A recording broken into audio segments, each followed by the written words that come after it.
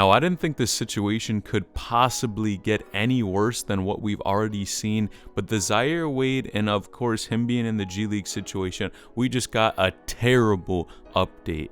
And Bronny James, DJ Wagner, and Mikey Williams have all been deranked. This is crazy, man. I don't know what type of week is going on with high school basketball and G League basketball scene, but this is wild. Now, of course, Zaire Wade, as many of you already know, is struggling in the G League. And it's safe to say, in my eyes, he is clearly not ready for the G League, but you won't believe what this update was. Now, reports have just come out stating that Zaire Wade has actually suffered an injury to one of his knees. And this is terrible. I didn't think things could get worse for Zaire Wade, but unfortunately, this dude has suffered somewhat of an injury. And details right now are unclear, but it's looking like he may be out for some games.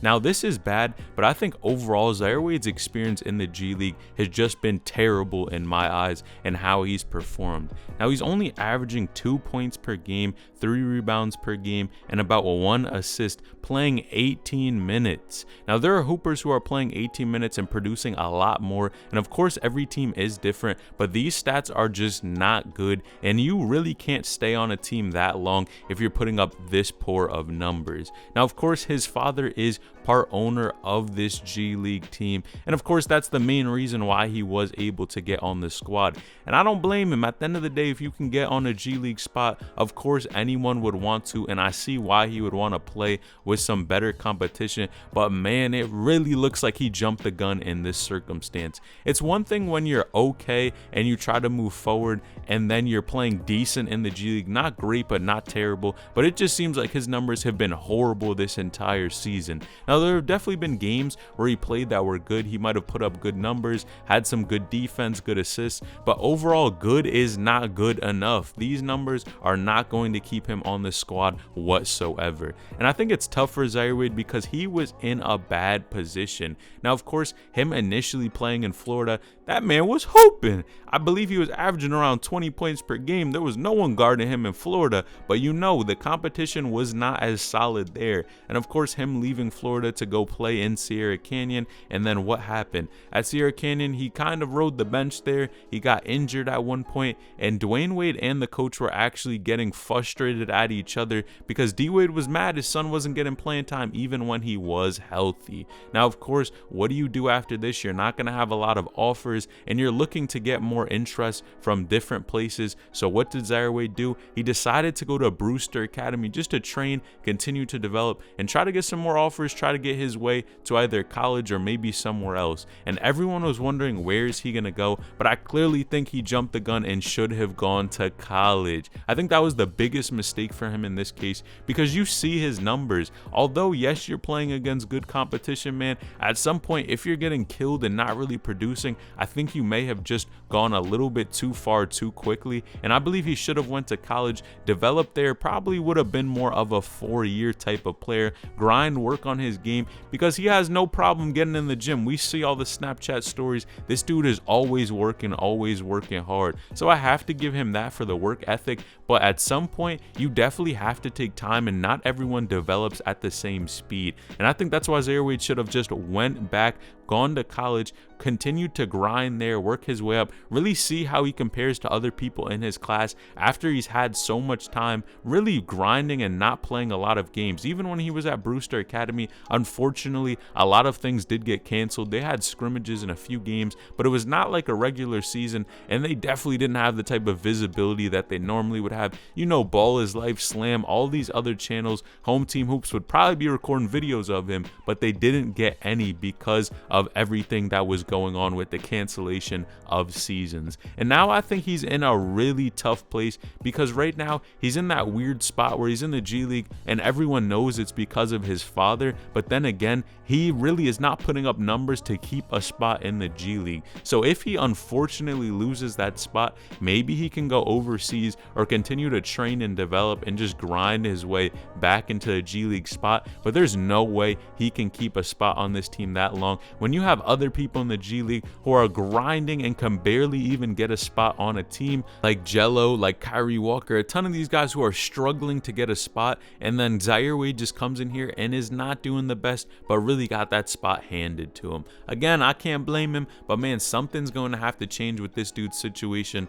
Either he goes and plays somewhere else, grinds for a minute, although the G League's not a bad spot, yeah, you're getting paid, and if he can keep that spot, man, I would keep it, but I don't see him being on this team that much longer, if I'm being honest with you. Now, if you didn't know Zaire Wade was injured, make sure you hit that subscribe button or like the video as well. But to say that all three of the top popular players in high school basketball, of course Mikey Williams, Bronny James, and DJ Wagner, who has been ranked #1 in the country for as long as I could remember, have been D-ranked, is just mind-boggling to me. It's crazy that we see this update, but as these rankings have just come out, if we take a look, DJ Wagner is actually placed at 3rd.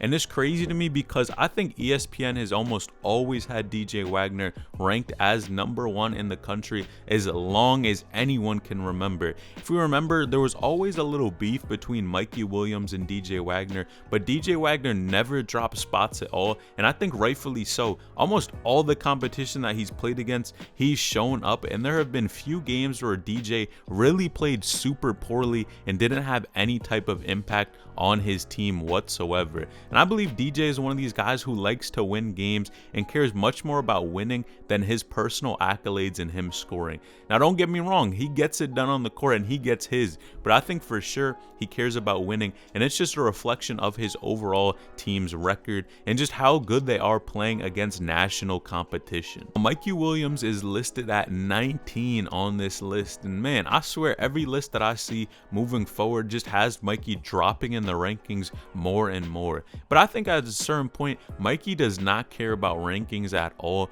because you have to think about it. A couple things he has, he's getting money. He signed a couple deals, of course, just inked one with Puma, which is huge for a high school kid. So why would he even care what these other recruiting websites are ranking him at all? Now, #2, what I believe is also super interesting, is Mikey Williams has the offers. Mikey has a ton of offers from top schools, which really make rankings pointless at this point, because he's been in high school, been popular for so long. He has the clout, he has the offers, he has the bread. Why do these rankings matter to him whatsoever? And to be honest, they really don't, but I just find it funny how they continue to drop this dude's rankings. But the majority of competition that Mikey has played, he shows up in his games. Now, it's questionable if he's going to continue to play for vertical prep, so that's huge, but honestly, I kind of find it funny how they continue to D-rank this dude again.